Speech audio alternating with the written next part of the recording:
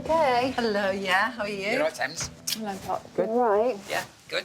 Good. Good. We got some photos to show you. Have you? Yeah. Ooh, let's see. Oh, look, there's your mum and dad. Yeah. Oh. I've seen enough of you. I think you and Nan and Grandad. Bill and Edna. That's always how I remember her face. Always smiling. I think that's how we all still see her, don't we? Yeah, yeah, And dancing. yeah. They were great-grandparents, weren't they? Yeah. Not as in great-grandparents, but they were. Stop it. They looked after you from when you was a baby to Yeah. when you were born. I know. Yeah, they're so good. But you don't really appreciate it until you get older. Sorry. This is a wedding photo of your Nan and Grandad. That would have been in 1950. He looks really dapper and she looks beautiful in, like, her dress, but they didn't really have anything, did they? What, how do you know mean? what I mean? Like, from a financial Oh, no, perspective. no. Yet they look Yeah. amazing on their wedding day. Yeah. I mean, obviously they didn't have a lot of money, but they're just ordinary working class. This here, that's my nan. So that's your great-grandmother on your On my nan's side. nan's side. Yeah. That's Edna's mom, right? Her name was Evelyn. They used to call her Eva. Eva Gebhard. Yeah. You wouldn't want to mess with her, would you?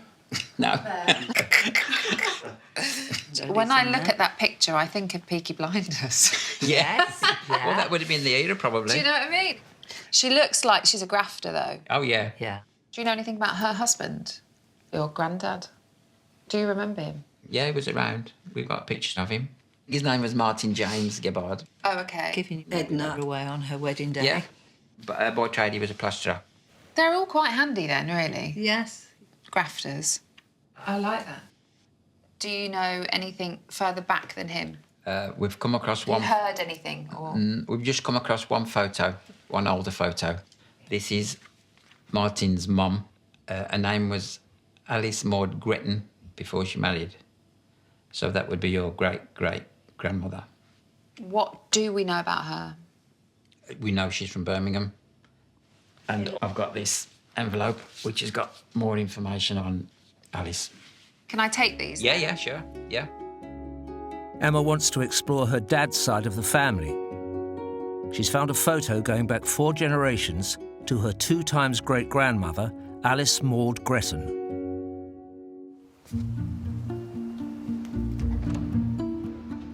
My dad's pulled it out the bag today because I didn't know he had pictures that went so far back. And I certainly have never seen the picture of Alice Gretton. So to find out if she originally comes from here and if our bloodline has Birmingham roots would be fantastic. Look at that, coffee art. I love it. 10 years not wasted. Thank you very much. This is the envelope my dad gave me. Right, OK, so this is a marriage certificate. And Alice Maud Gretton married Martin Gebhard in 1878 in Aston, so they were in Birmingham. She was 18, she was young, and he was 26. Alice Gretton's father was James Gretton, who was a hair merchant. What's a hair merchant? Maybe we can find out a bit more about him, which would be my 3 times great-grandfather. OK. First name, James. Last name, Gretton, O-N. Place your ancestor might have lived, Birmingham. And keyword, which is my new favourite 2 words, hair merchant.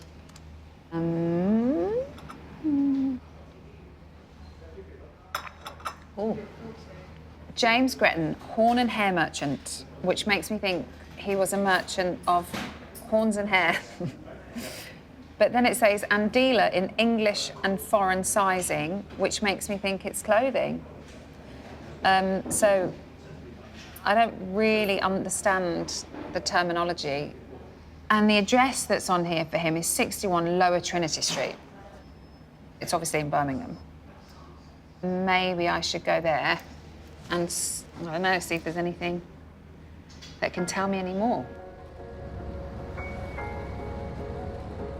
Emma's on her way to see where her 3 times great-grandfather, James Gretton, was based.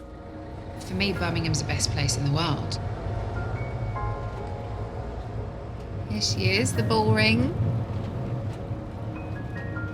Such a funny building there.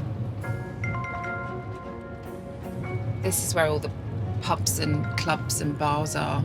And on the weekend, it's just a wash of people having the time of their life. Of course, I've never done that. Thank you. Emma's arranged to meet Birmingham historian Carl Chin. Hello. How are you? How are you? I'm all right. Yeah? So you're in the back streets of Birmingham now? I'm in the back streets of Birmingham. Tell me what you want to know. I want to know about James Gretton, Yeah. my 3 times great-grandfather. OK. I wonder if you know who that is. That's I've got James. No idea. Is it? Yeah. No! Yeah. That's James Gretton, your 3 times great-grandfather. He's got my dad's eyes. Has he? Yeah, kind of heavy-lidded and little. All I know is that he either lived or worked on Lower Trinity Street. Yeah.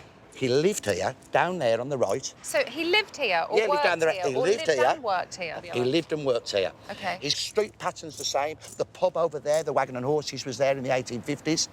So he might have been in that pub? Yeah, it could well have done. What I'm most baffled about is his job. When I read the documents about him, it said he was a horn and hair merchant, which I literally am like, what? I find him at the age of 14, he's a brush maker. Is he? And he would have been making his brushes, probably for ladies, and the handle would be made of animal horn. Right, OK, Right. so the horn was the handle and the Yes. hair was the brush? Yeah, and the hair would have been horse's hair. Oh, right, so Right. he made hairbrushes? Yeah, and Right. then... Why didn't he just say that? Yeah. Now, later on, in 1851, he's moving away now from making brushes, but now he's becoming a merchant. He's buying and selling horn and hair. One of the other things that he does, he makes glue and size. Size is a watered-down version of glue. You Yeah. make glue with animal waste. Bits of skin, the noses, the ears, the tendons, yeah. Boil it, and you get the collagen. Right, And it's the collagen, the thick, gooey substance, that makes the glue. right. And he's typical of the small gaffers of Birmingham. Gaffer? Is Yeah, he gaffer? bosses. Right, He's a was small he? gaffer. OK. So don't forget, Birmingham's a city of 1,000 trades. That means there's a lot of small workshops as well as big factories. Okay. You could become a small gaffer if you're a skilled man. So he's doing well. I've got some documents to show you. This is a legal case that they're reporting. Important nuisance information. James Bliss, Inspector of Nuisances for the Borough, preferred a charge against Mr James Gretton of Lower Trinity Street, Horn and Hair Factor, for carrying on that business in such a manner as to create a nuisance and be injurious to health. So- Is creating a nuisance kind of a big thing back then? Yeah, it's like, very much like environmental health. Oh, So you'd right, have okay. an inspector of nuisances, which Birmingham had. In the mid-19th century, the population of Birmingham had almost doubled in 20 years. It was dirty and overcrowded. To clean up the city, nuisance inspectors were appointed to report on anything that posed a threat to public health.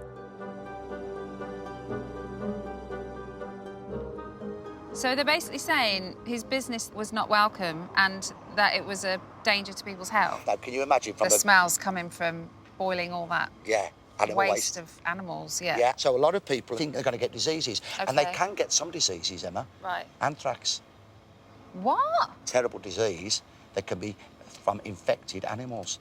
So a lot of people are complaining, but then a bit later on, Mr John Suckling for the defence put in a memorial signed by more than 100 neighbours stating that Mr. Gretton's business was not a nuisance nor injurious. Right, so there was a battle going on, basically. Yeah. Some of the community are saying that he's the cause of it, or the disease that's going around at the minute. The other half of the community are backing him, saying it's nothing to do with him. So why would 100 neighbours support him, do you think? It could be some of the poor who think he's providing work round here. Right, OK. You need jobs if you're poor. Yeah, you do, yeah.